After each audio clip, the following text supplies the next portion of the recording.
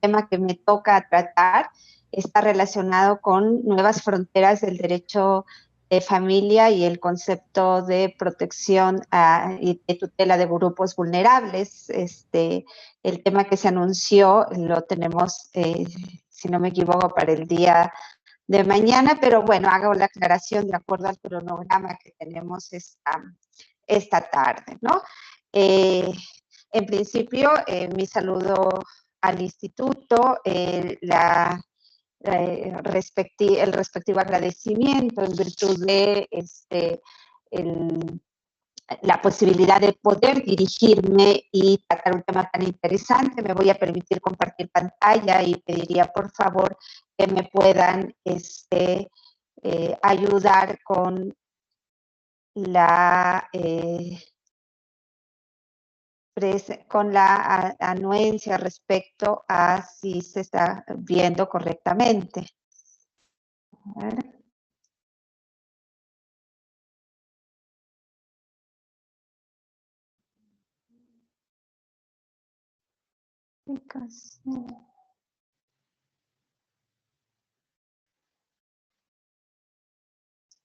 ¿Puede observarse? Agradecería que me lo puedan aclarar. Sí, doctora, sí, sí.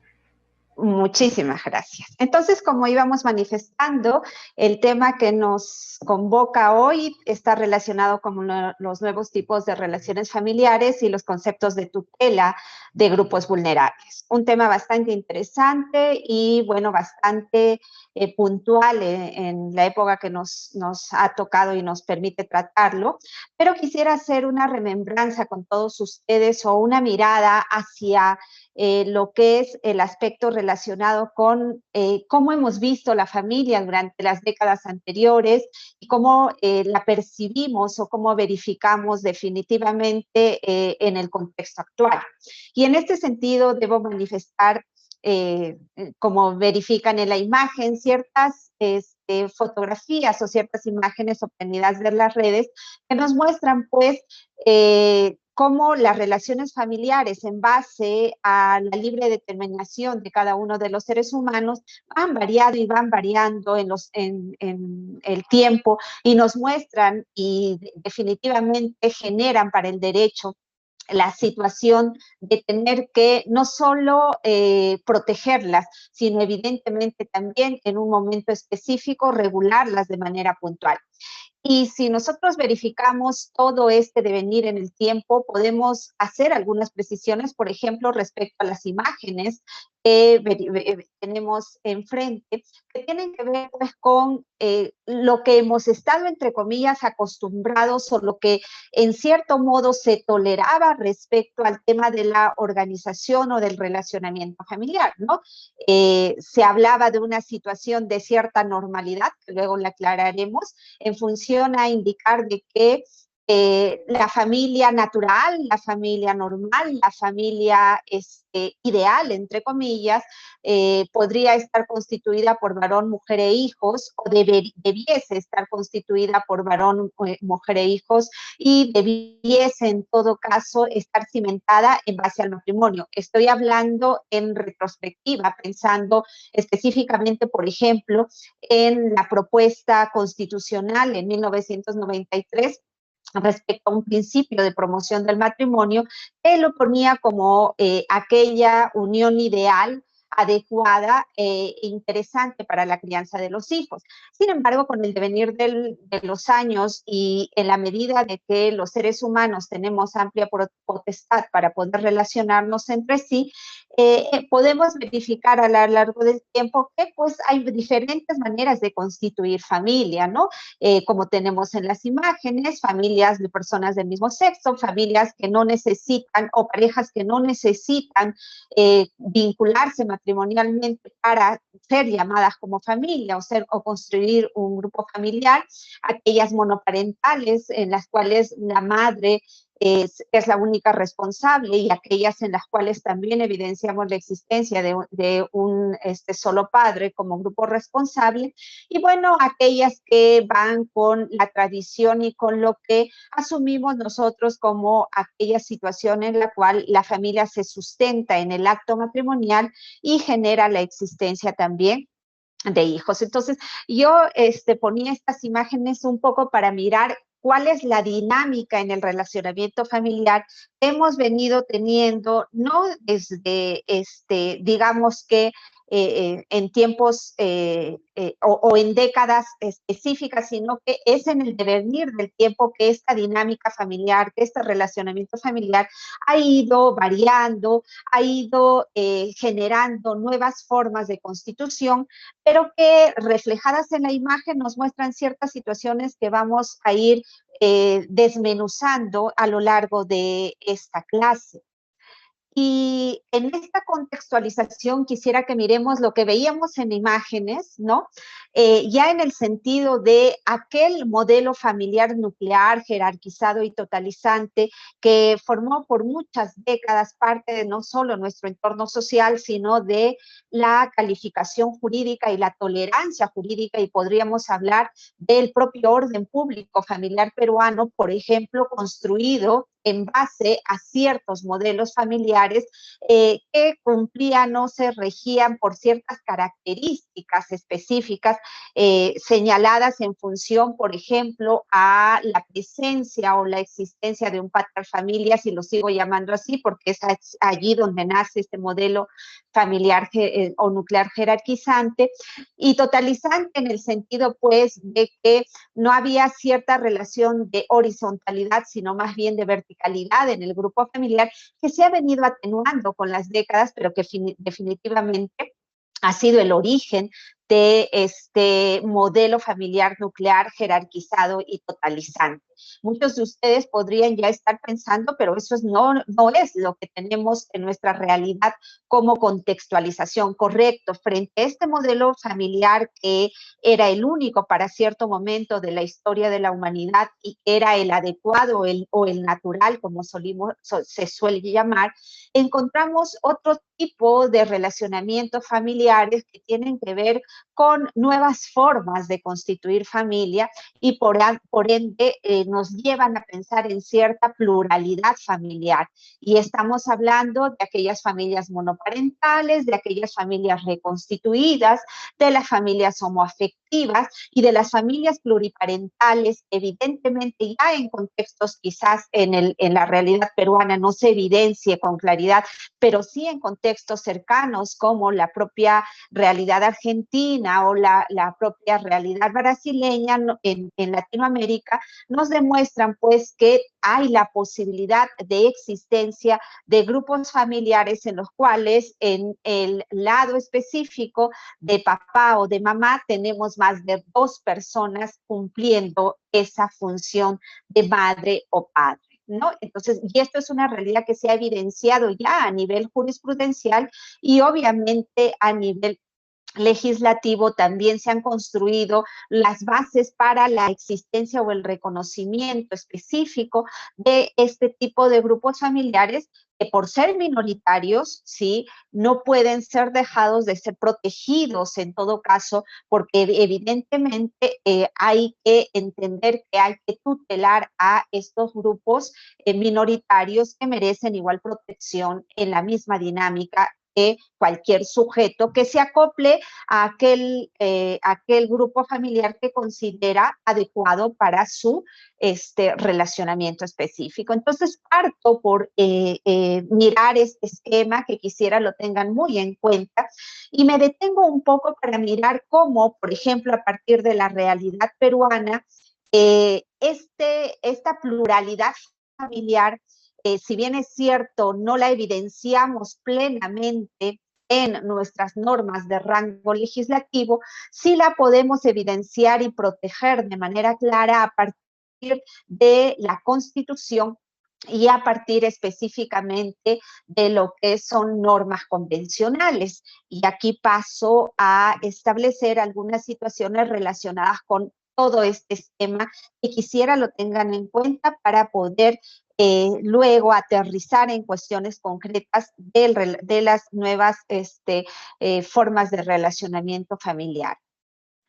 Y podemos decir, pues, que de ese modelo único de familia hemos pasado al reconocimiento de la diversidad familiar.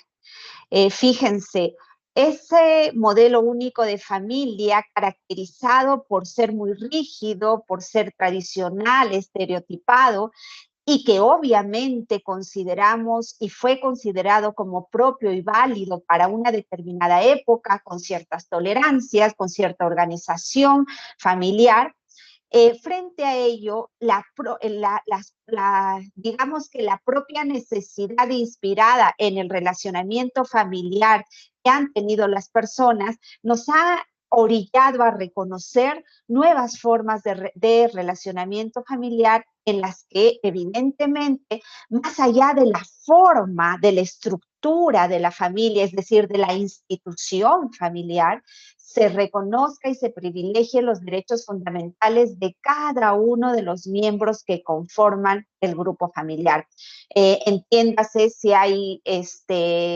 niños, niñas, adolescentes, si tenemos la presencia del varón y la mujer, si tenemos la presencia también de adultos mayores en el grupo familiar, ¿sí? Entonces, antes que la conformidad con un modelo tradicional, con un modelo arraigado, muy válido para algunos, sí, porque por supuesto este modelo tradicional, el modelo estructural de una familia conformada, conforme a la que de algún modo la sociedad o los sujetos han estado acostumbrados, muy válido, plausible y obviamente sólido, no por ello implicaría el hecho de que sea imponible para todos. Es decir, la forma como yo quisiera vincularme familiarmente puede ser muy válida, adecuada, digamos que atractiva para mí desde mi perspectiva personal, pero por ello no puede ser impuesta para todos como el único modelo familiar o la única forma de relacionamiento familiar, porque definitivamente en respeto a las minorías, ¿sí? Se exige el reconocimiento de esa pluralidad y diversidad familiar, así como su protección jurídica, en consonancia con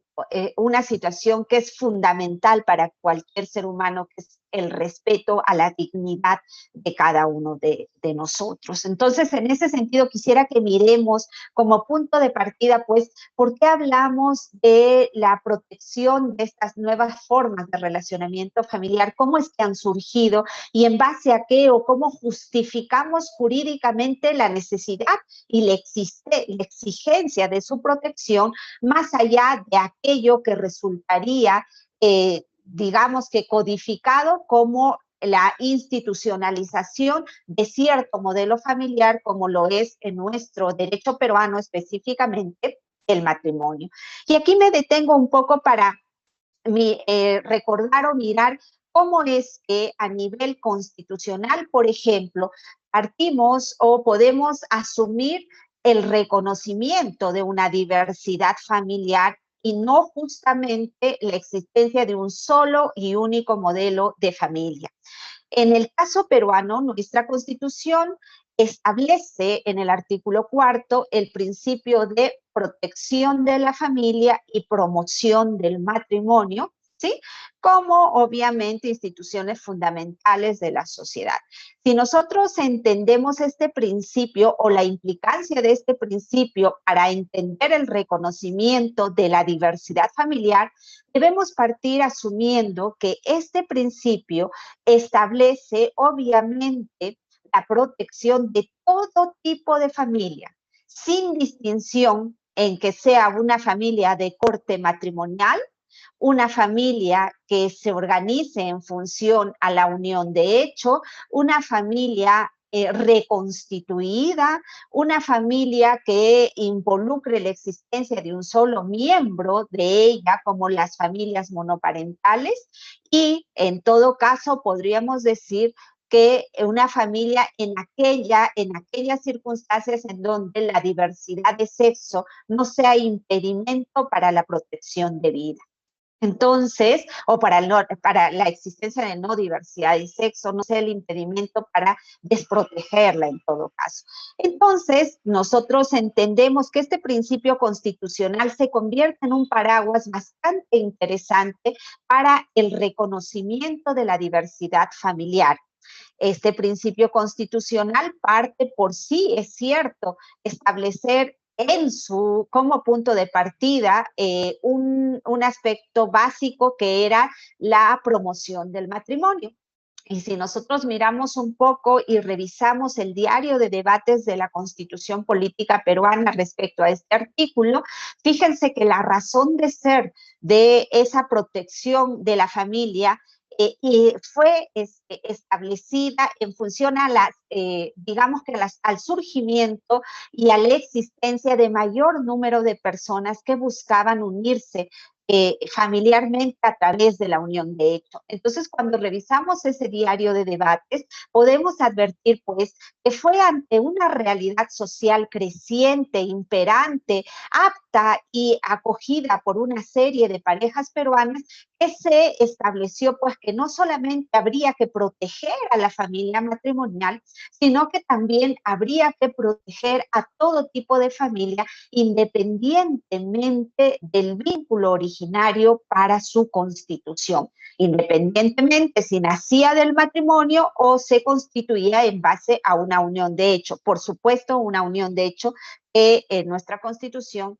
califica como una unión de hecho propia. En este sentido, esa posibilidad de desvincular estas dos instituciones, matrimonio y familia, es decir, bajo el entendido de que el hecho de la familia no se condicione por la existencia del matrimonio, abre la posibilidad, en consonancia con la protección de derechos fundamentales, a la protección de todo tipo de familia y al reconocimiento de una diversidad familiar que luego apoyada también o en base específicamente a tratados internacionales implique reconocer que al margen de la manera como constituimos y cómo se estructura el grupo familiar, resulta fundamental reconocer esa diversidad y proteger los derechos fundamentales de cada uno de los miembros que conforman el grupo familiar. Entonces,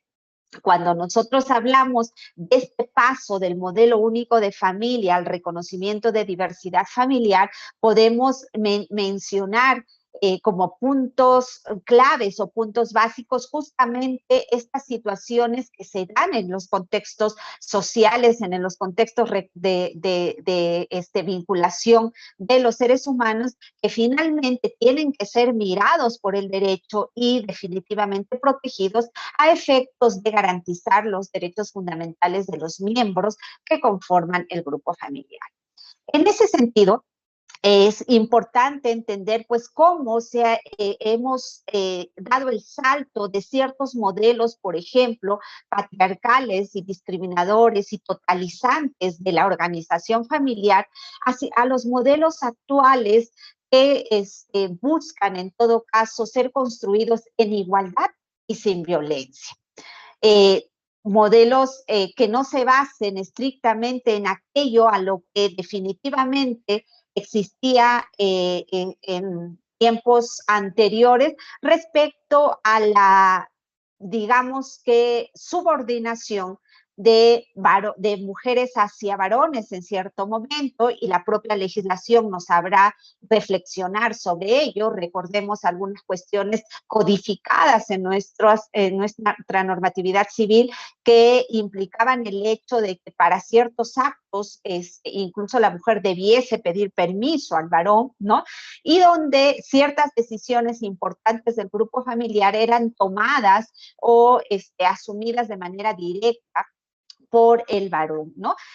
Modelos obviamente superados en función a la necesidad de construir igualdad entre varón y mujer. Y, por ejemplo, bastaría anotar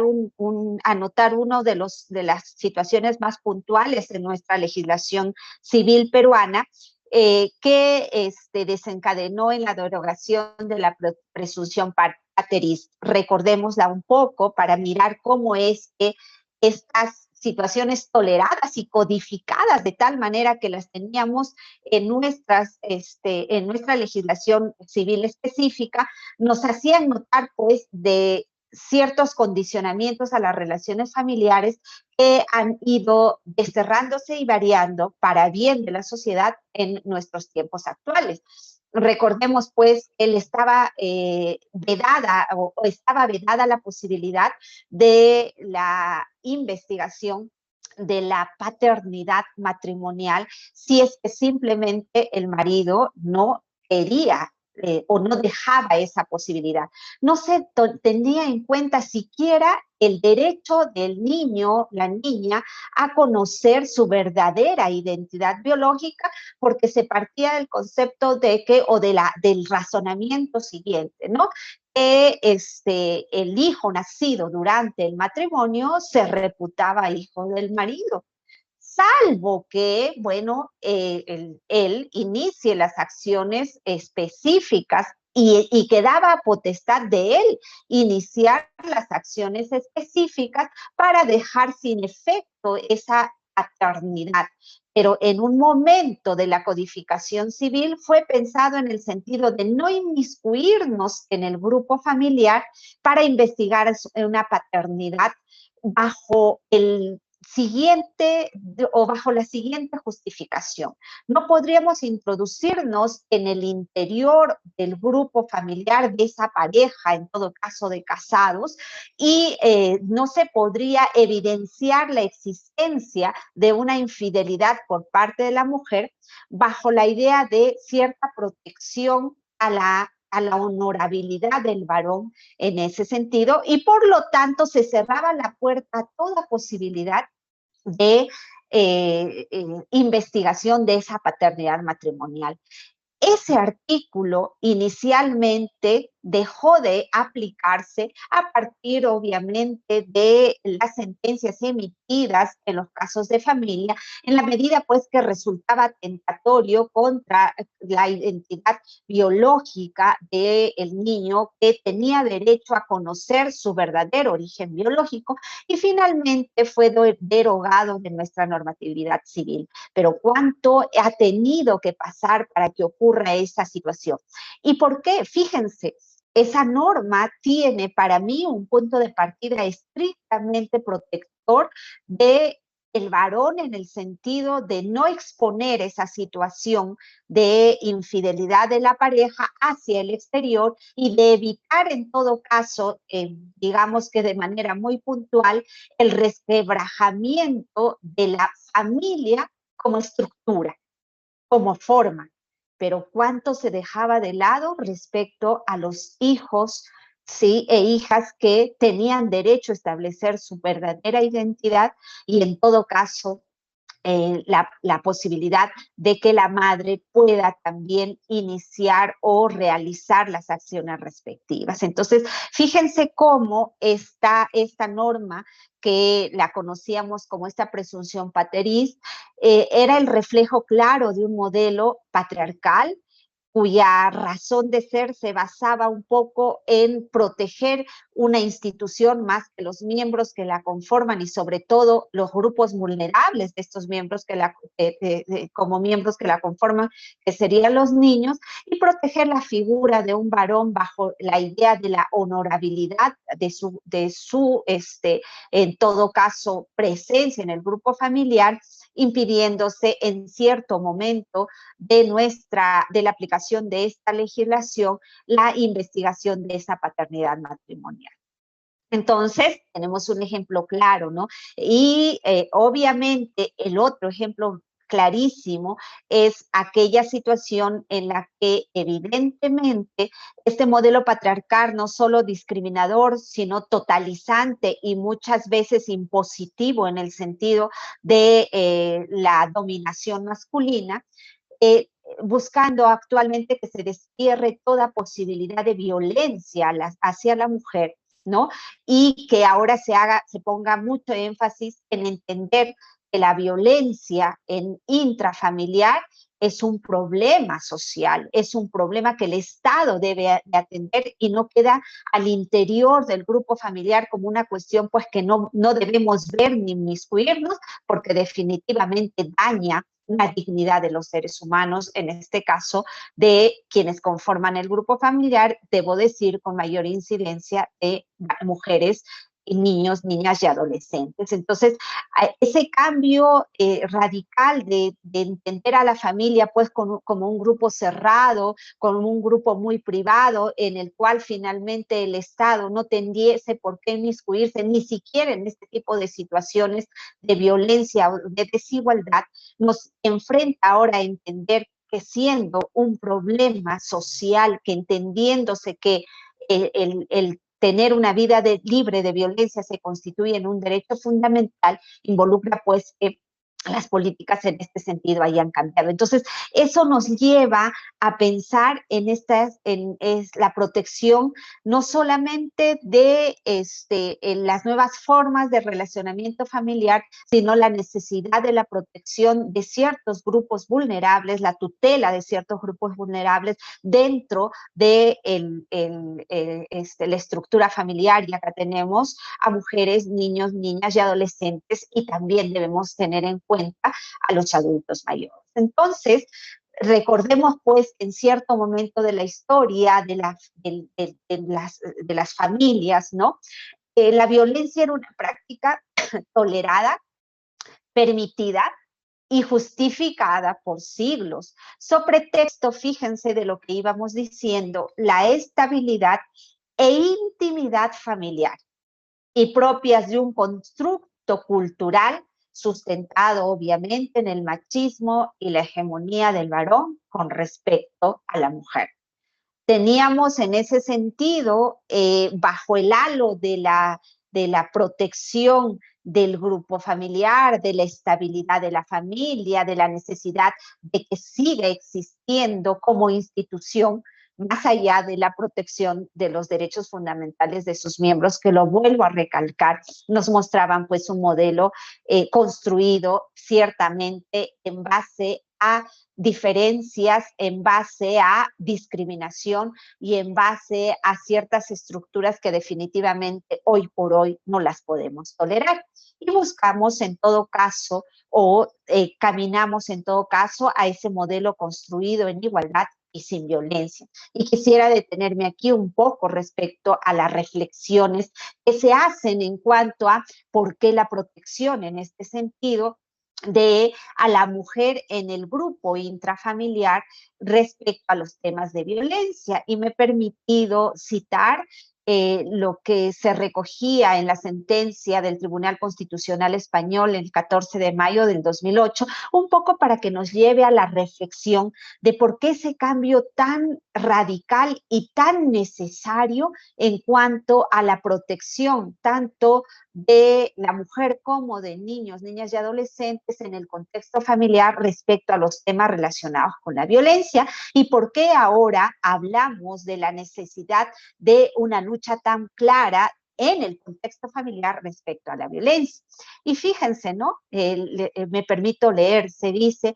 las agresiones del varón hacia la mujer, que es o que fue su pareja afectiva, tienen una mayor gravedad que cualesquiera otras en el ámbito relacional, porque corresponden a un tipo arraigado de violencia que hunde sus raíces en una estructura desigualitaria, que considera como inferior, como un ser con menores competencias, capacidades y derechos a los que otra persona merece.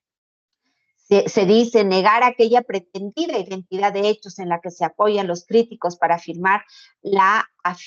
discriminación en contra del varón. Esto surge en la medida que se decía pues que igual calificación, igual sanción e igual pena debiese existir respecto a,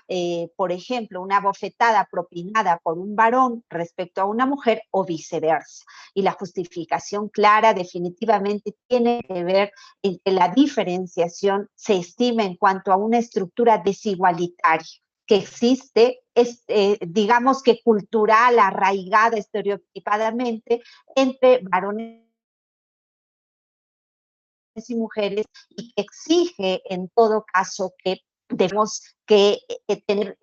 una lucha clara frente a estas situaciones y que definitivamente exige, por ejemplo, lo que ahora evidenciamos en la actualidad respecto a la necesidad de sanciones claras dentro de lo que es el grupo familiar cuando se cometen actos de violencia. Y esta nos muestra pues otras formas de entender la estructura familiar, atendiendo y poniendo énfasis en lo que es sancionar conductas como esta, ¿no? Y es que, pues, definitivamente esa violencia resulta ser una situación estructural, vinculada al económico, cuando se trata de mujeres, expresa además el añadido que deviene de una posición subordinada que normalmente o arraigadamente ocupaban en el orden social y económico las mujeres, y que obviamente esas relaciones sociales, estas relaciones de género han sido construidas y forman parte pues de una situación tolerada y que claro, estamos reconstruyendo, pero que definitivamente justifican por qué. Por ejemplo, hace algunos años teníamos una ley de lucha contra la violencia familiar muy, digamos, podríamos decir, muy timorata, muy flexible y que permitía acciones de terminar o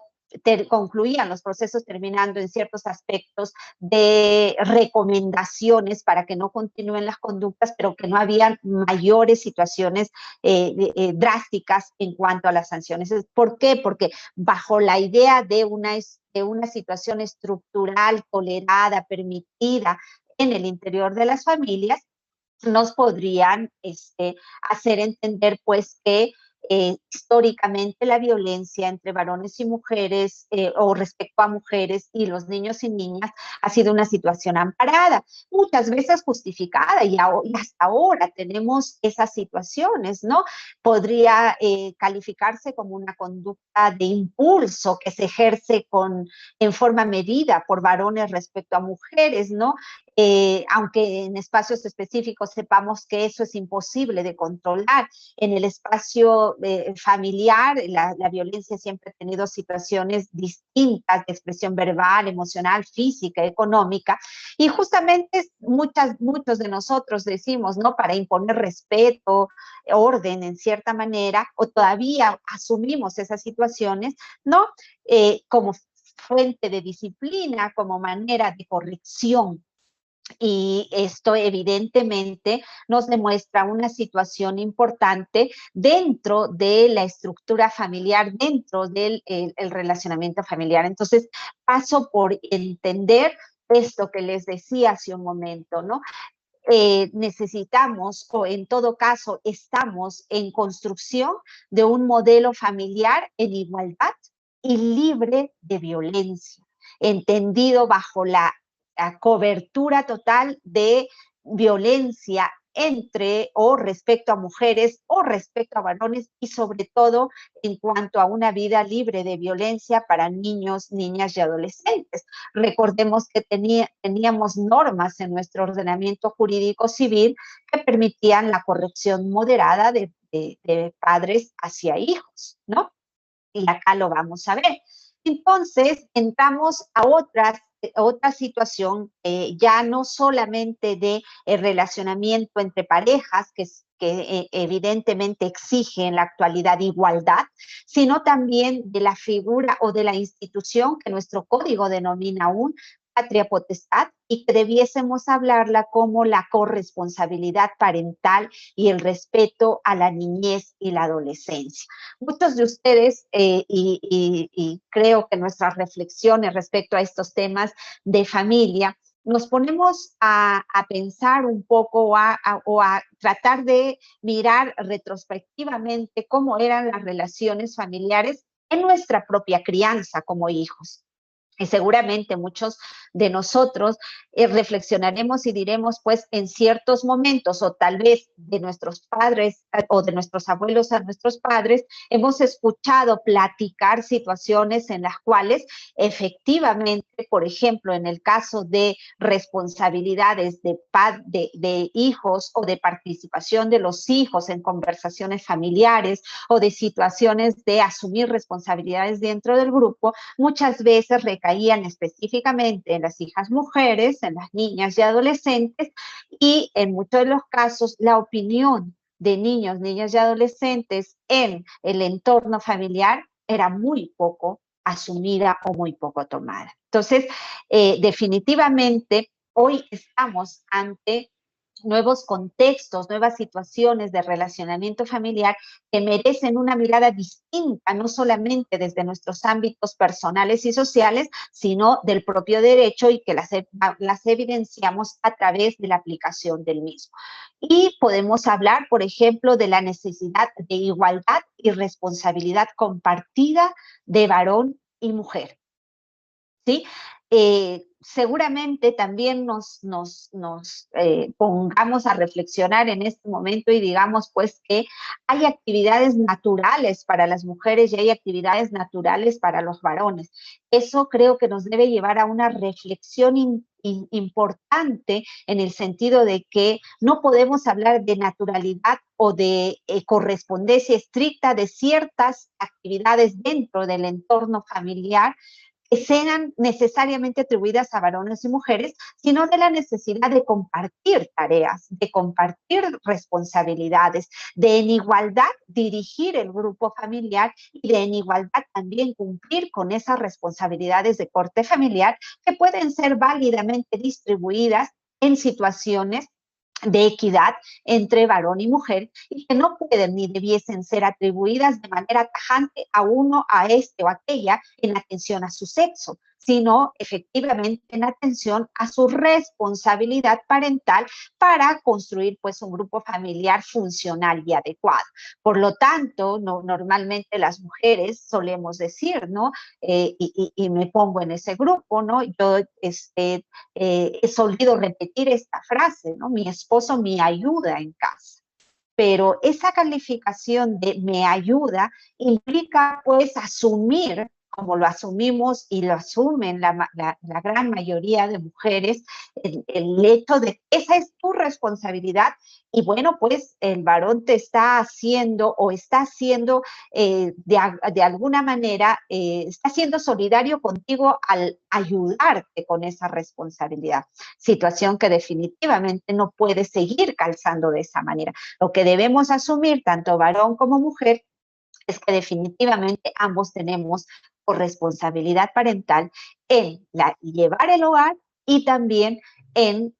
obviamente, asumir las responsabilidades en la crianza de los hijos, en la educación, en las tareas propias del hogar, en el hecho de la asistencia a los adultos mayores dentro del hogar, que muchas veces es recargada exclusivamente en aquel miembro del grupo familiar que es de sexo femenino, ¿no? El cuidado y atención a niños y adultos es una tarea bastante fuerte y esta pandemia, por ejemplo, nos muestra que efectivamente no solamente necesitamos ayuda, sino que necesitamos que en el grupo familiar se entienda de que somos responsables quienes dirigimos en igualdad de condiciones. Entonces, la primera situación, pues, en cuanto a la crianza de los hijos, es el sentido de igualdad y responsabilidad compartida de varón y mujer. Y diríamos no solamente respecto a la crianza de los hijos, a la educación, a la guía y a lo respectivo a ello,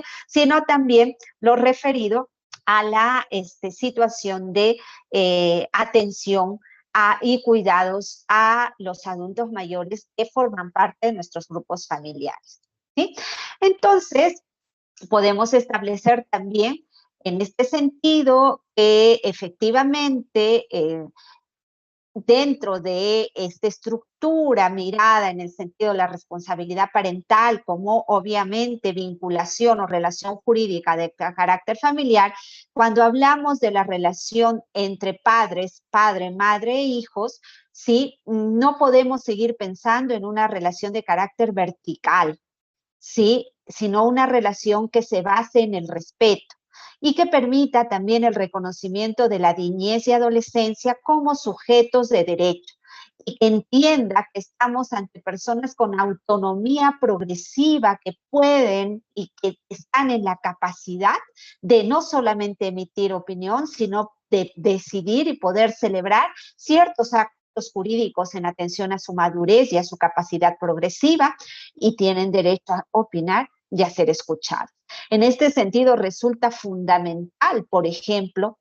entender que en aquellos procesos de corte familiar donde estén involucrados derechos de niños, niñas y adolescentes, necesitamos involucrarlos, necesitamos no solamente escucharlos, sino también necesitamos que sus derechos puedan ser defendidos, porque muchas veces no coincidirán con las decisiones de padre y madre o con las posturas que estos tienen dentro de los procesos familiares. Pongo como ejemplo un dato básico que siempre cuestionamos en el tema de cumplimiento de deberes por parte de los padres respecto a el aspecto relacionado con lo que es los ciertos derechos de los niños, ¿no? Y me permito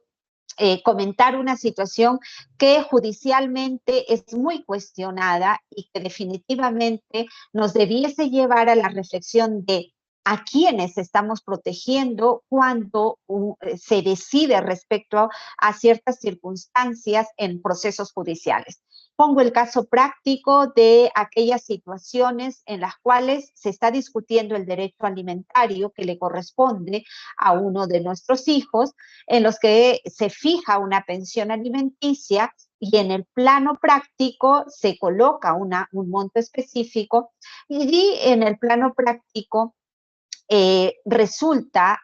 casi imposible hacer seguimiento a la manera como, por ejemplo, tratándose de pensiones alimenticias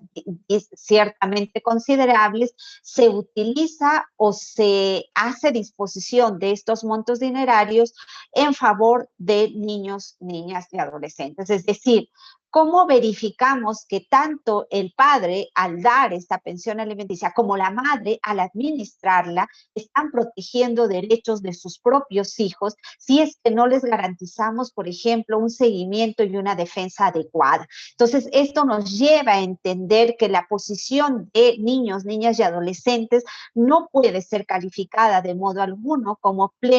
como simples objetos de derecho, sino como sujetos de derecho que tienen que ser garantizados y protegidos de manera más plausible por nuestra normatividad.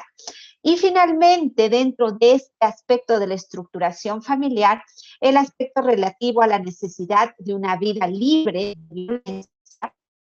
también refiriéndonos no solo de varón hacia mujer, sino de padres, madres hacia hijos. A ver, muchos de ustedes, y creo que me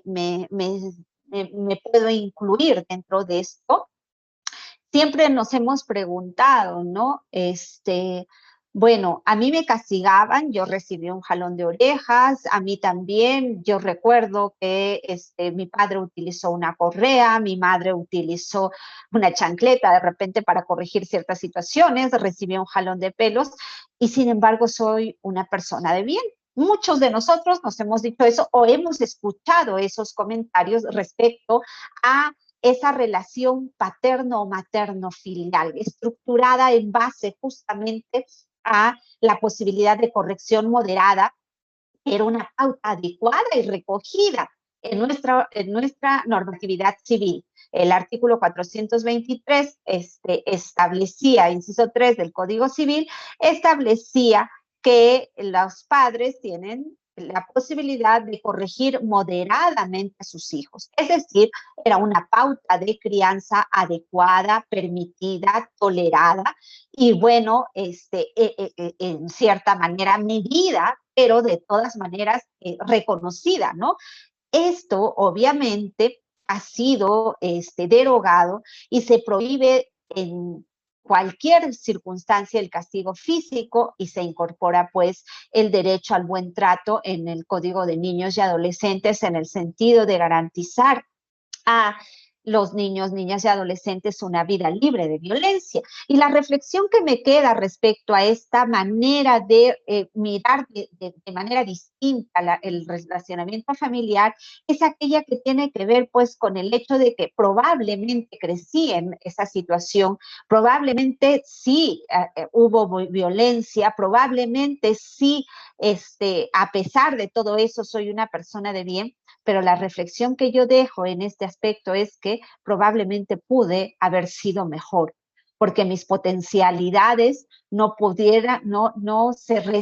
hubiesen sido restringidas en función a esas situaciones de violencia y probablemente, y de hecho, ¿no? Hubiese permitido, ¿no? Ciertas situaciones de mejor desempeño, no solamente en mi entorno personal, sino en mi entorno social. Entonces,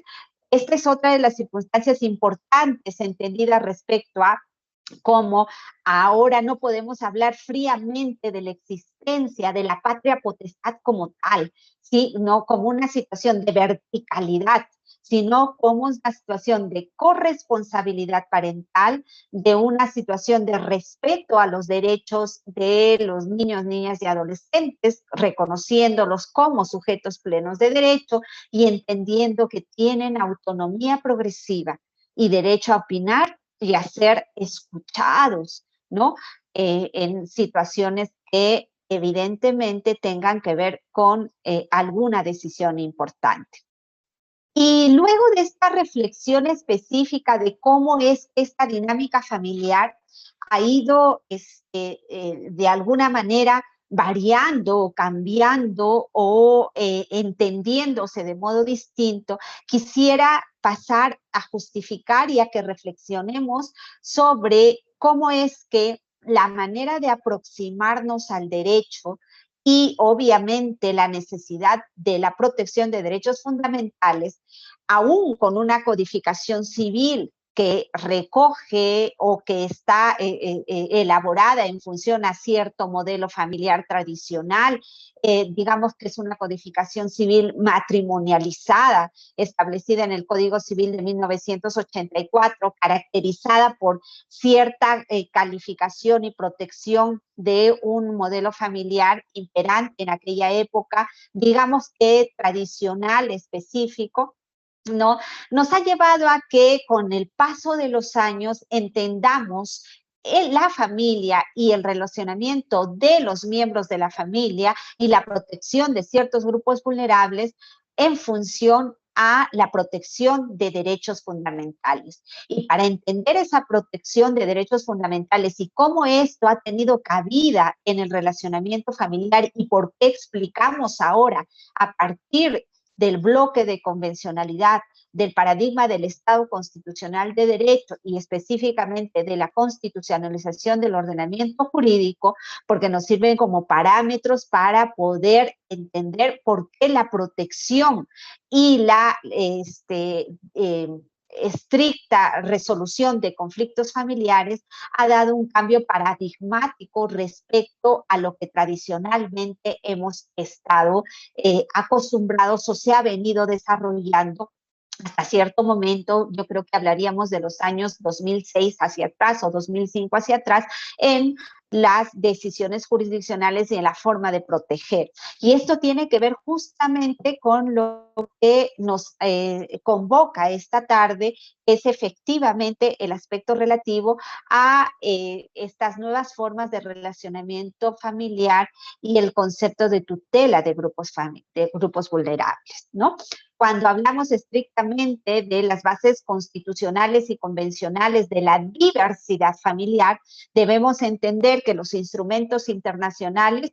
hablan de la protección de la familia, pero no de un solo tipo de familia, sino de la diversidad familiar, atendiendo obviamente al derecho específico del libre desarrollo de la personalidad, a la dignidad humana, ¿no? El derecho a constituir una familia como una situación que le corresponde al ser humano en el sentido de ejercicio de su autonomía, de su libertad, de poder relacionarse, de saber cuándo, cómo y con quién relacionarse en la medida de cumplir ciertas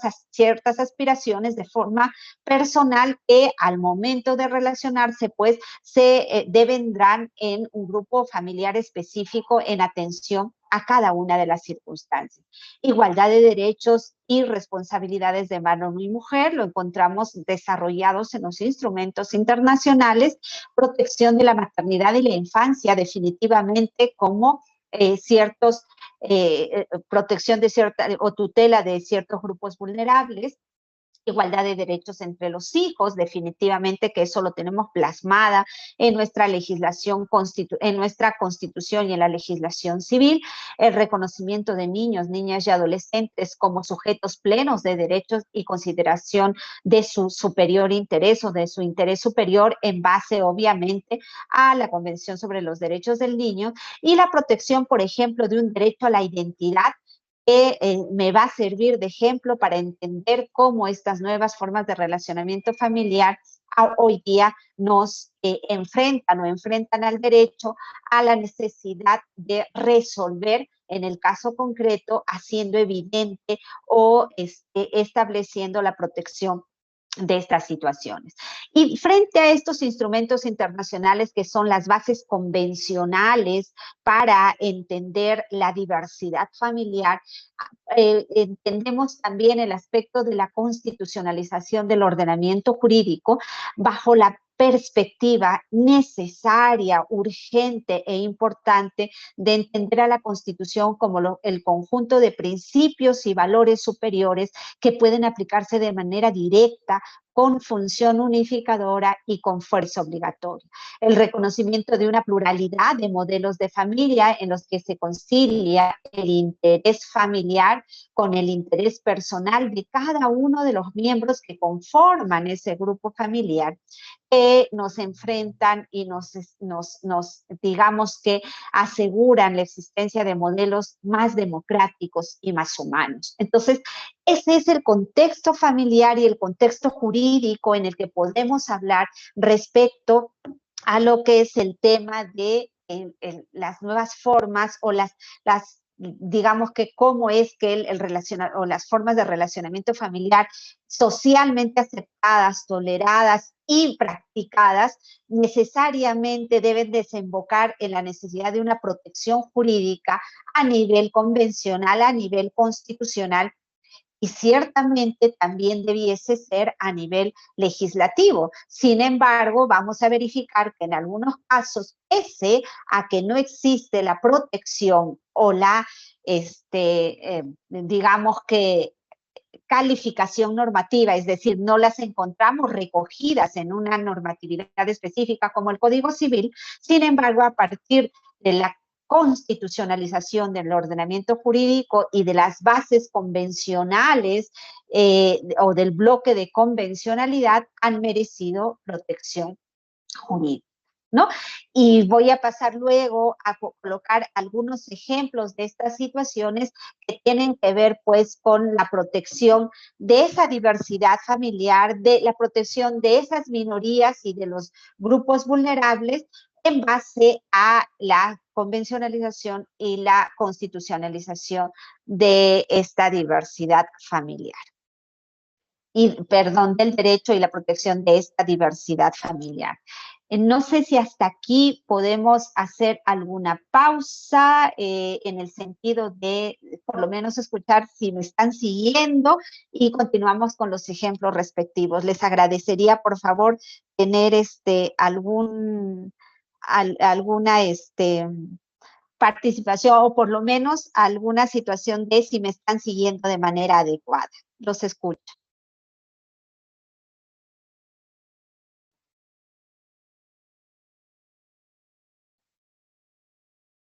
Hola.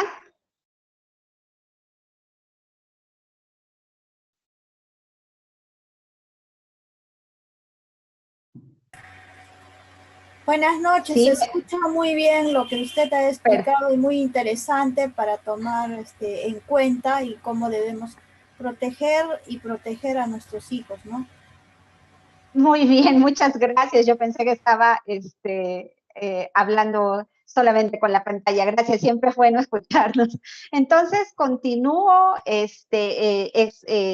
digamos que colocando algunos ejemplos, aterrizando en función práctica, colocando algunos ejemplos, continúo colocando algunos ejemplos de lo que íbamos comentando, ¿sí? De cómo estas nuevas formas de relacionamiento familiar definitivamente verifican o se verifican en el aspecto relativo a ya no solo la existencia de la realidad, digamos que social, de cómo las personas nos organizamos, sino cómo han sido evidenciadas en el ámbito del derecho, es decir, cómo han llegado a ser protegidas a nivel jurisdiccional para entender en función a cada institución cómo es que estas nuevas formas o estos nuevos tipos de relaciones familiares se evidencian. Entonces voy a compartir nuevamente mi pantalla a desarrollar esta parte relativa a alguna ejemplificación. Y quisiera compartir el aspecto relativo a lo que es la filiación. Cuando nosotros hablamos de filiación, sí me pueden seguir, ¿no? Cuando nosotros hablamos de filiación, por ejemplo, y esa es una de las situaciones en las cuales nos enfrentamos a estas nuevas formas de relacionamiento familiar, normalmente entendemos que hablar de filiación implica establecer la necesidad o establecer la paternidad o maternidad de una persona implica la necesidad de garantizar el derecho a la identidad de la persona, ¿no? De tal modo que sepamos cuáles son nuestros orígenes biológicos, ¿no? De dónde procedemos, quiénes han sido nuestros padres, quiénes han sido nuestros abuelos, finalmente de cuáles son nuestras raíces, que son importantes no solamente para temas médicos, sino para temas específicos relacionados con nuestra propia manera de constituirnos, nuestra propia manera de proceder en todo caso. Y bueno, siempre la filiación en el derecho familiar ha estado marcada por una característica fundamental, el establecer cuál ha sido nuestro origen biológico. Es decir, dentro de la filiación como institución, como de relacionamiento familiar específicamente padres, madres e hijos, basaba o tenía marcada incidencia en el aspecto o en el dato biológico. Sin embargo, debemos decir que, por ejemplo, el derecho a la identidad de una persona no se agota en el dato biológico, ¿sí? Ese dato biológico constituye una parte o un cariz del derecho a la identidad, que es el aspecto estático del derecho a la identidad, ¿no? Pero el derecho de identidad de cualquiera de nosotros para sabernos cómo somos implica no solamente ese dato biológico, sino además de ello que se respete ese espacio del vivir que está cargado de experiencias, afectos, pertenencias a ciertos grupos familiares que conforman pues nuestros atributos de la personalidad y que los vamos construyendo en el día a día, y es el dato dinámico de el derecho a la identidad. Lo que quiero decir es que este derecho a la identidad no solamente está conformado por ese dato biológico, por ese aspecto estático, ¿sí?, sino por el dato dinámico que implica prácticamente el devenir en nuestro día a día, o lo que somos y lo que nos construimos en el día a día específico. En ese sentido, resulta importante, pues, entender que este derecho a la identidad, concebido inicialmente dentro de las formas de relacionamiento familiar, como el conocer nuestro origen biológico, va un poquito más allá. Es que la identidad tiene estos dos componentes que se constituyen pues en una unidad que necesariamente debe verificarse, aspectos estáticos y dinámicos. Se alude en primer término a nuestro componente biológico, pero que debe ser complementado con el plexo de atributos, características y rasgos de la personalidad. Obviamente, estos datos, contrariamente a los biológicos, pueden variar en el tiempo y se constituyen en el elemento dinámico de la identidad, ¿no? Fíjense cómo a partir de lo que íbamos comentando,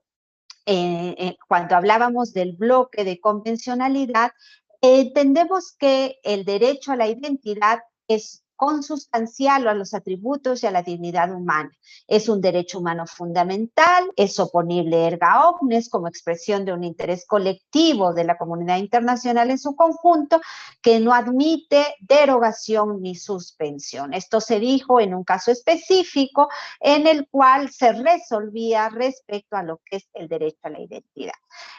En los instrumentos internacionales lo encontramos en la Convención sobre los Derechos del Niño, ¿no? Que nos habla de la necesidad de la inscripción inmediata, que tendrá derecho a conocer desde que nace, o a tener desde que nace un nombre, adquirir a nacionalidad y en la medida de lo posible a conocer a sus padres y ser cuidados por ellos. El artículo 8.1 establece que los Estados partes se comprometen a respetar este derecho del niño a preservar su identidad, incluida nacionalidad, nombre y las relaciones familiares de conformidad con las leyes sin injerencias ilícitas, ¿no? Entonces, si nosotros verificamos estas situaciones, las estoy estableciendo en función a que su protección viene desde el bloque de convencionalidad en función a la necesidad de establecer efectivamente la protección de ese derecho a la identidad desde el nacimiento, la necesidad de reconocimiento de iguales derechos tanto de hijos nacidos fuera o dentro del matrimonio, es decir, la igualdad de derechos entre hijos, y obviamente el derecho a un nombre propio y a los apellidos de los padres o a uno de ellos definitivamente. La Declaración Universal de los Derechos Humanos también nos habla de que todo ser humano tiene derecho al reconocimiento de su personalidad jurídica. A nivel nacional, ¿cómo vemos esta situación? En la Constitución Política del Perú se habla del derecho a la identidad que tiene toda persona y el Código de Niños y Adolescentes nos habla de que es el derecho a la identidad involucra, fíjense, en la medida de lo posible, conocer a los padres, llevar los apellidos, ¿no? Indicándose además que los niños tienen derecho al libre desarrollo o al desarrollo integral de su personalidad. Pero ¿por qué reflexionamos con estas normas? ¿A qué vamos con estas normas? ¿Y qué es lo que busco alcanzar en ustedes respecto a mirar todo este aspecto del bloque de convencionalidad, de lo que dice la Constitución, de lo que dice la norma legislativa? Definitivamente, vamos en el sentido de mirar cómo actualmente este derecho a la identidad se conecta e involucra necesariamente o se encuentra necesariamente ligado a una institución familiar básica que es la filiación, ¿sí? Cuando se hace una investigación respecto a la filiación, sea matrimonial, extramatrimonial o el establecimiento de la filiación adoptiva dentro del ordenamiento jurídico peruano, vamos a encontrar pues que una marcada incidencia respecto a lo que es la investigación biológica de la paternidad, sea matrimonial o extramatrimonial, con la permisión de ciertas situaciones dentro de los procesos, ¿no? Tal es así que el Tribunal Constitucional, por ejemplo, ha establecido en reiterada jurisprudencia que el derecho a la identidad ocupa un lugar esencial en los atributos de la persona. Dice, representa el derecho que tiene toda persona de ser reconocida como tal, por lo que es y por el modo como es. Pongamos muchísima atención en esto, por lo que es y por el modo como es. Quiere decir, no solamente por este dato estático biológicamente establecido, sino por cómo se desarrolla y se involucra y tiene afectos en el grupo familiar, ¿no? también no solamente tener en cuenta ese cariz objetivo, el dato estático, sino ese cariz subjetivo que va construyéndose específicamente, ¿no? Entre los primeros decimos que cabe mencionar los nombres, los seudónimos, los registros, la herencia genética, las características corporales que definitivamente nos hacen ser bajos, morenos, pequeños, grandes, con el cabello rizado, con el cabello lacio, respecto a quienes son nuestros antecesores o nuestros padres, ¿no? Evidentemente nos diferencian o nos marcan biológica y físicamente respecto a ellos. Pero está el otro espacio al que el Tribunal Constitucional pues ha establecido, ¿no? Aquella situación del cómo soy, cómo me construyo, cómo genero afectos a lo largo de mi vida. Y eso, por ejemplo, en este caso, podemos establecerlo en el sentido de cómo la filiación, como forma de relacionamiento familiar, como vínculo entre padres e hijos, se ha transformado en la actualidad.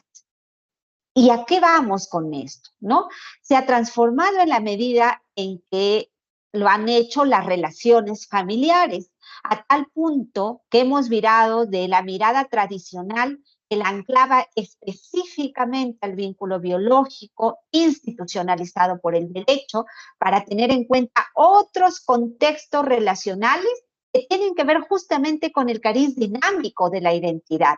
que pueden originarla, como por ejemplo un negocio jurídico en el caso de la adopción, que también está recogida legislativamente, las técnicas de reproducción asistida, que más adelante veremos cómo como nueva forma de relacionamiento familiar genera consecuencias jurídicas distintas, o una situación de hecho que se construye a diario como el supuesto de la socioafectividad. Aquí quiero poner énfasis en lo que iba diciendo. Estas nuevas formas de relacionamiento familiar que se han dado cabida y están surgiendo a lo largo de los años en nuestros espacios, digamos, familiares específicos, ¿no? Nos enfrentan necesariamente o enfrentan necesariamente al derecho a la necesidad de su protección, a la necesidad de su regulación en caso específico, porque definitivamente salen del esquema natural, del esquema tradicional, a entender o involucrar otros componentes para hablar de filiación. Y aquí, fíjense, me permito establecer cuál es el concepto que debiésemos tener respecto a el tema de la filiación. Es un vínculo jurídico, natural o negocio jurídico. Hoy se distingue, actualmente debemos distinguir entre lo biológico y lo social.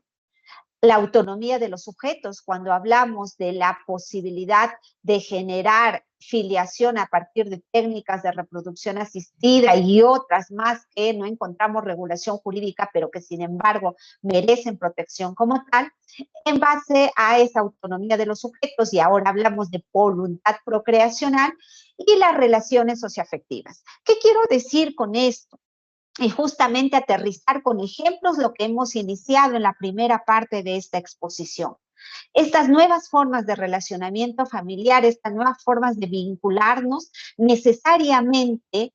en la actualidad con respecto a la filiación, nos ponen un claro ejemplo de que aunque no encontremos regulación legislativa, ¿sí?, estas relaciones de socioafectividad generan vinculaciones que tienen origen obviamente en situaciones de hecho, pero que como tales, válidas, valiosas, importantes para la construcción de la identidad dinámica de los sujetos, merecen protección jurídica. Y entonces hablamos ya no de un concepto de filiación arraigado a un dato biológico, a una prueba de ADN, a la determinación del vínculo genético, sino de un concepto de filiación basado también en el afecto, en la relación socioafectiva. Principios que obviamente encontramos respecto a esta mirada de la filiación: la libre investigación, la igualdad y no discriminación, y aún todavía el principio binario de filiación como regla general. ¿A qué me refiero? A la existencia única de un referente paterno y un referente materno. Sin embargo, como lo dije al iniciar esta exposición, Argentina y Brasil nos presentan ya situaciones en que en base a la característica o al criterio de socioafectividad y a la necesidad del reconocimiento de nuevas formas de relacionamiento, vamos a encontrar en el referente materno a más de una madre y en el referente paterno a más de un padre. No lo pongo en el contexto peruano porque definitivamente como tal no se evidencia. Sin embargo, en otras latitudes sí lo podemos verificar. Y eso nos enfrenta a circunstancias en la práctica que son recogidas en todo caso de circunstancias prácticas y que definitivamente llevan a que sean reguladas o protegidas jurídicamente. Cuando hablamos de la filiación, definitivamente la clasificación que encontramos normalizada, regulada, estructurada, doctrinariamente, legislativamente, es la filiación de naturaleza matrimonial, extramatrimonial, la que nos habla de aquellas técnicas de reproducción asistida permitidas o en todo caso con ciertas condiciones, y la filiación por adopción. Y todos se estarán preguntando, ¿y entonces por qué usted en este momento nos habla de una nueva forma de generar filiación, que es la socioafectividad? Porque, queridos, querido auditorio, definitivamente, aun cuando legislativamente encontremos construida la filiación como una forma de relacionamiento familiar, o de vinculación familiar, en base a estas clases que he colocado, en la práctica o a nivel jurisprudencial vamos a encontrar jurisprudencia reiterada que nos habla de otro criterio bastante claro y bastante justificado para establecer la filiación, que es la socioafectividad. Es decir, no voy a encontrar respaldo legislativo en una norma del Código Civil, en una norma del Código del Niño y Adolescente, pero sin embargo voy a encontrar protección constitucional y convencional a este tipo de criterio para establecer la filiación, y por eso ello ha sido recogido en diferentes sentencias dentro del ordenamiento o dentro de la judicatura peruana. Y para muestra, algunas situaciones que me he permitido traer. Por ejemplo, cuando encontramos la confrontación entre la filiación basada en el vínculo genético y el criterio de socioafectividad. Un ejemplo claro es la casación 950-2016 de Arequipa, sí, del 29 de noviembre del 2016, y nos relata un caso básico de una menor que se encuentra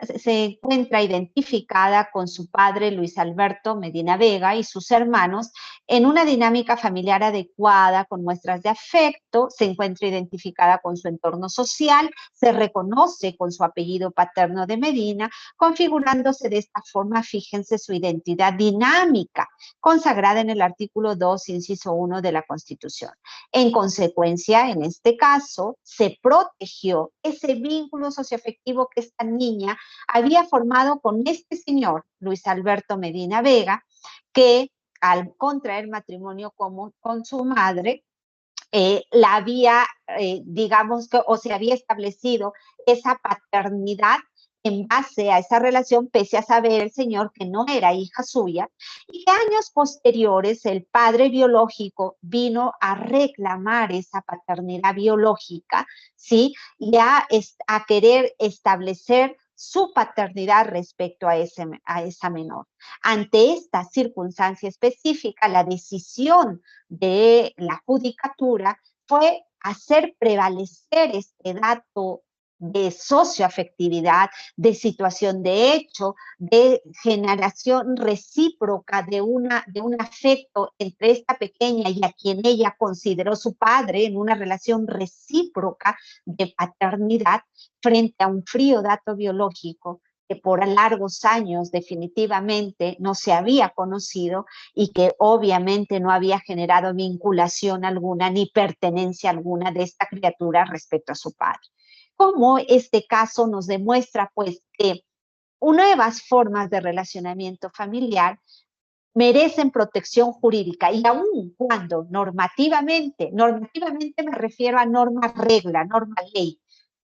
Código Civil, Código de Niños y Adolescentes, no encontramos en este caso regulación de la paternidad o la maternidad socioafectiva, sí, a partir de la convencionalización y la constitucionalización del orden jurídico y del derecho de familia en estricto, en esta casación se protegió la vinculación afectiva que esta criatura tenía con su padre, esa relación de pertenencia de quien no la engendró, no le dio el dato biológico, pero sí la crió y la formó, significaban para ella. Entonces, este es un ejemplo claro de lo que es este aspecto de la filiación del versus que vamos a encontrar en algunos casos del vínculo genético versus el criterio de socioafectividad, ¿no? El reconocimiento jurisprudencial, por ejemplo, de esta situación también lo encontramos en las consecuencias jurídicas que se han venido reconociendo a la maternidad subrogada. Todos nos diremos, pero como tal está proscrita, no está permitida, la Ley General de Salud es bastante escueta con respecto a ella, ¿no? Y solamente la establece siempre y cuando pues coincida el hecho de quien gesta con la carga genética que lleva en sí, sean de la misma persona, y como lo establece de manera escueta la Ley General de Salud, no para otros casos, ¿no? Sin embargo, la realidad ha desbordado a la legislación. Todos sabemos efectivamente que se practica, y no solamente con fines altruistas, sino sobre todo con fines pecuniarios, y fíjense que el derecho ha tenido que responder y no permanecer inmóvil frente a estas situaciones reales que requieren de respuesta jurídica. Y ahí vemos, por ejemplo, que también se han dado varias sentencias dentro de nuestro ordenamiento jurídico peruano que podríamos decir, si bien es cierto, no regula de manera específica o permisible la maternidad subrogada, sin embargo, ante casos que se han producido en la realidad, sí ha tenido que resolver al respecto. Entonces, encontramos ahí pues que la voluntad procreacional efectivamente se constituye en un criterio importante para el tema del establecimiento de otra nueva forma de relacionamiento familiar a partir de esta denominada maternidad subrogada, en las que a mi criterio debiese propenderse cuando se resuelva una situación de estas que ha desbordado la legislación, pero que sin embargo son judicializadas, debiese protegerse el derecho del niño a una familia, el criterio de socioafectividad enlazado con la identidad dinámica del niño, niña o adolescente, garantizándose su interés superior en el caso concreto. ¿Qué queremos decir? Que tendrá que revisarse en el caso concreto cómo se verifica este criterio de socioafectividad, cómo este contribuye a establecer o a conformar la identidad dinámica del niño o niño adolescente, cómo se garantiza su interés superior en el caso concreto. Obviamente, otro criterio que se tiene en cuenta respecto a cómo resolver frente a esta manera de relacionamiento familiar que genera filiación es a través de tener en cuenta la voluntad procreacional,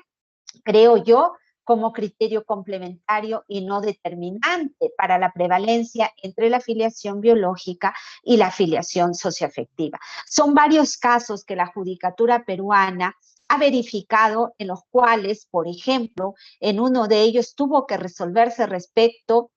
a la existencia de maternidad subrogada con fines pecuniarios, tuvo que resolverse en función, pues, a el respeto al derecho del niño a vivir en una familia, el criterio de la socioafectividad en el sentido de ver cómo se hallaba vinculado, y bueno, como criterio complementario, la voluntad procreacional. Considero que esa voluntad procreacional no pudiese ser determinante porque por encima de los derechos de estos adultos que generan estas formas de constituir o de generar la paternidad o la maternidad, está el interés superior del niño, ¿no? Y ahí pongo algunos ejemplos de la casuística peruana respecto a justamente el tema de entender tanto el aspecto estático como el aspecto dinámico de la identidad como elemento fundamental para resolver los casos relacionados con la filiación, sea a partir de la determinación matrimonial, extramatrimonial, sea a partir de el aspecto relacionado con las técnicas de reproducción asistida, y miramos pues que se han venido resolviendo en el sentido de establecer la necesidad de tener en cuenta el cariz dinámico del derecho a la identidad como derecho fundamental, ¿no? Y que se dice, ¿no? Cuando se impugne la paternidad de una persona, ella no puede justificarse solo en el dato genético. Miren cómo han cambiado la manera de resolver, pues ello implicaría olvidar que el ser humano se constituye en un proyecto continuo, lo que les decía, el día a día, ¿no? Un proyecto continuo que es su vida, más allá de los datos fijos, es la propia historia de un individuo lo que lo hace idéntico a sí mismo. Y claro, esto nos lleva a reflexionar, pues, que aquellas rígidas maneras en las que la filiación era establecida bajo el criterio básico de una norma con corte de aplicación subsuntiva, en el sentido de establecer estrictamente, si es que aparece la prueba de ADN y me indica pues que esta persona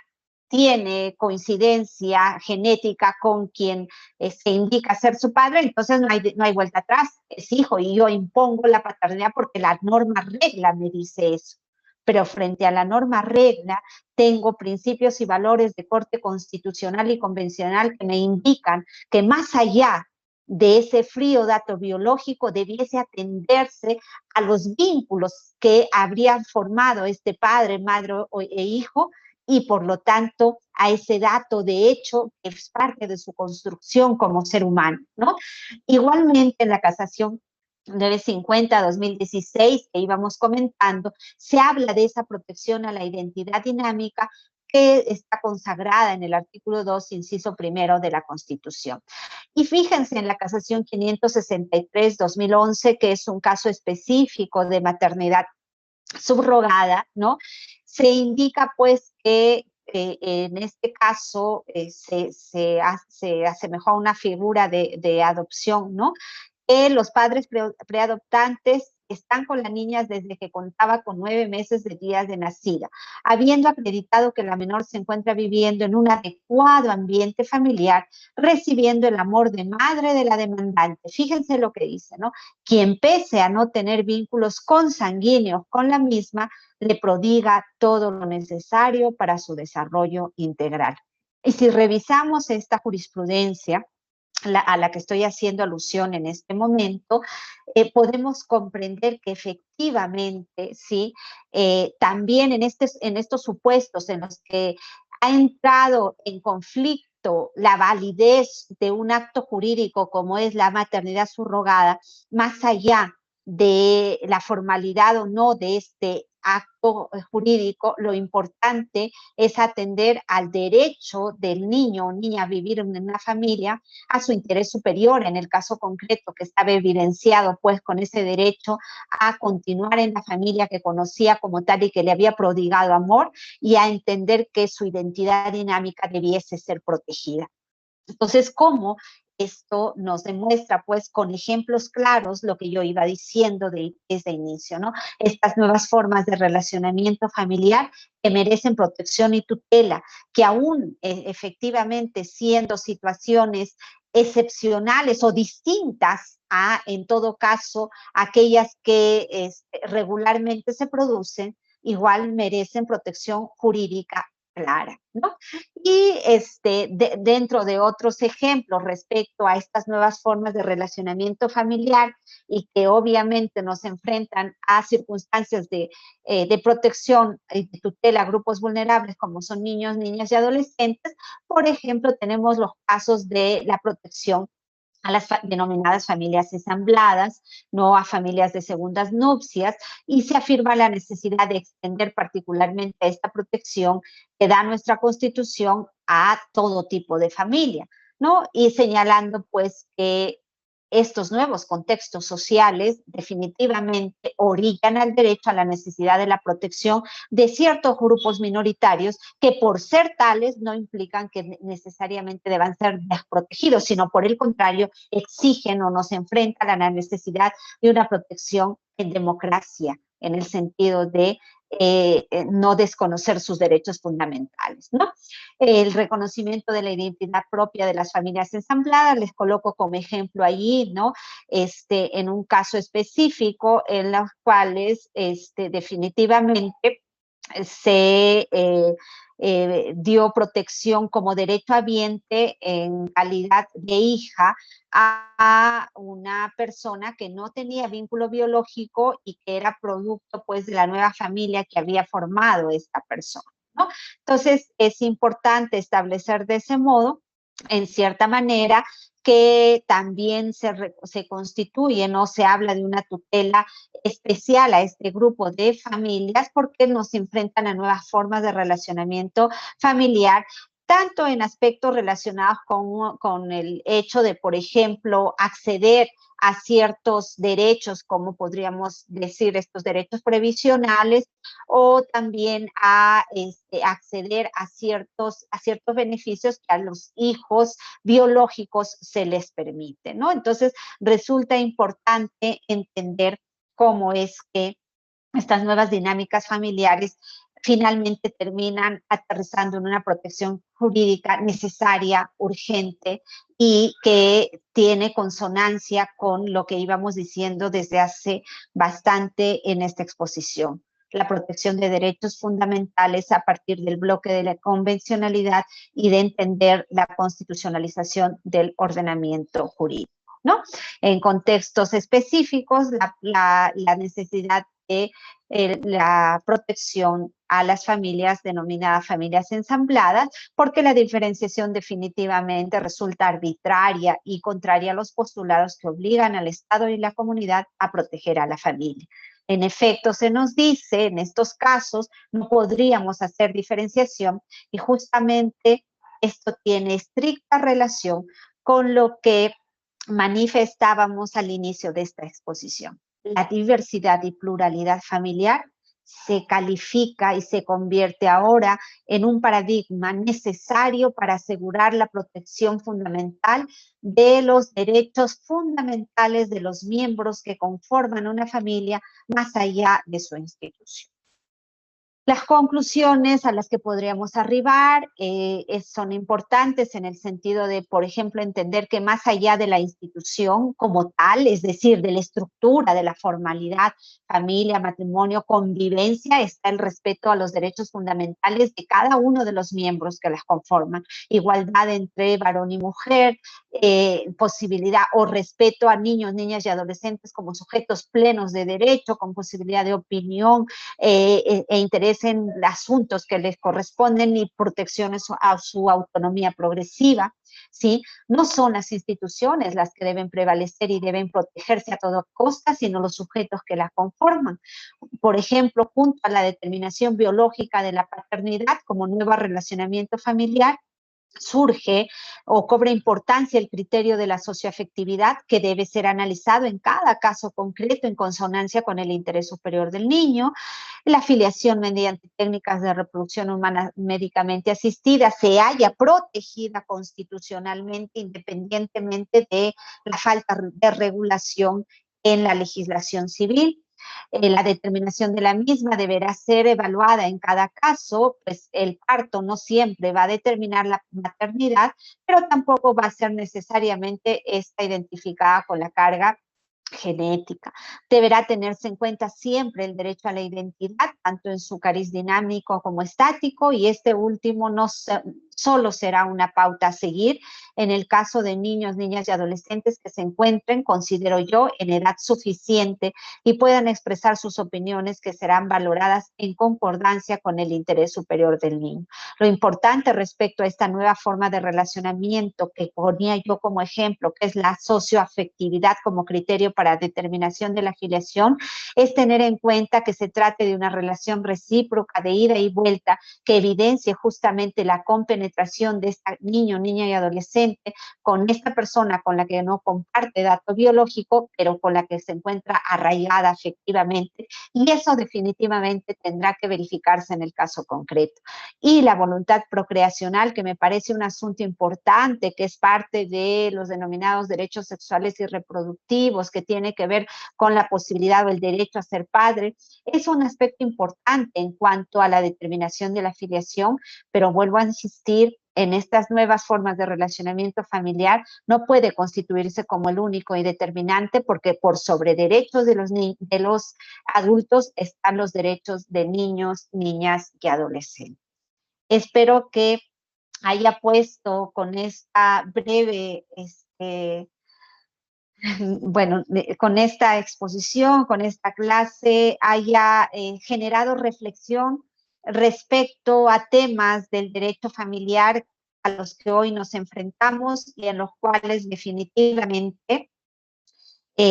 verificamos la necesidad de que el derecho los tenga que necesariamente mirar, resolver definitivamente nosotros interesarnos en cada caso concreto, en dar respuesta jurídica a estas situaciones que con el cambio de las propias formas de relacionamiento familiar definitivamente orillan, vuelvo a decir, a la respuesta jurídica. Y creo que han quedado en el tintero varios asuntos relacionados con las nuevas vinculaciones familiares de las cuales ahora somos partícipes y que evidentemente van a ir surgiendo con el correr de los años,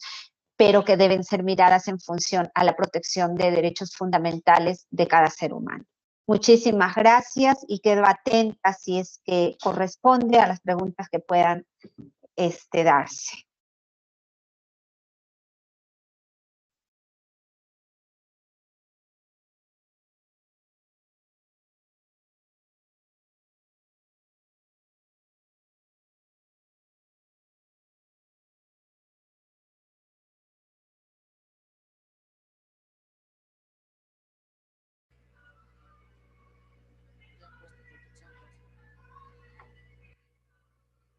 Muchas gracias, doctora. Eso sería todo. Muchas gracias, estimados participantes. Muy bien, muchísimas gracias. Hasta luego. Muchísimas gracias. Muchas gracias, doctora. Excelente exponencia. Gracias, buenas noches.